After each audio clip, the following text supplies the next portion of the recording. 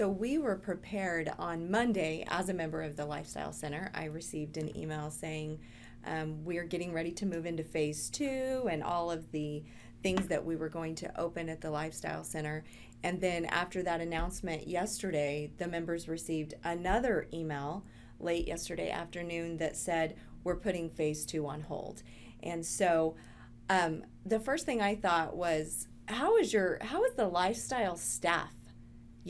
We're on, we're off, we're on, Right. we're off. How are they keeping up their morale? And I know there are several people on this call. We've talked about the Lifestyle Center before.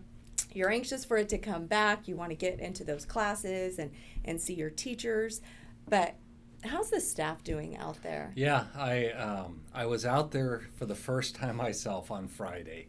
I hadn't been there since early March, and I didn't know what to expect. I will tell you, the staff were thrilled.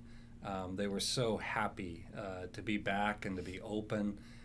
Irma was there. Normally Irma is the one doing all the Zumba classes and a lot of the different exercise classes they conduct. But she was there wanding for temperature and going through the screening, but just had a big old grin on her face. Just so pleased to be there. But they're really a flexible, adaptive group. I think while they might be understandably disappointed that we're not going to move into the second phase of it, I think there were a lot of us and a lot of them that expected that the governor's order was going to close gyms back down. Right. Because they were one of the last to be allowed to open up. They weren't Right. allowed to open up until we hit, phase three.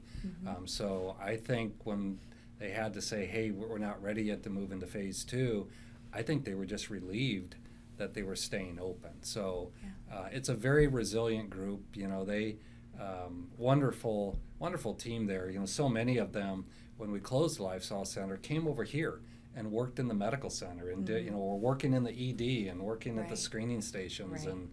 And so I know it's hard. And I talked to Jag Bath, who's our vice president over the Lifestyle Center, and I think they're thinking in retrospect, maybe over the weekend we should have thought, wow, this really seems to be getting out of hand. Maybe we should pause on moving into the second phase. But there were all indications that we still would do it, and on Monday they sent that out, and then now the governor issues his order, and so. Right. But I think they're holding up Okay, really that's well. good.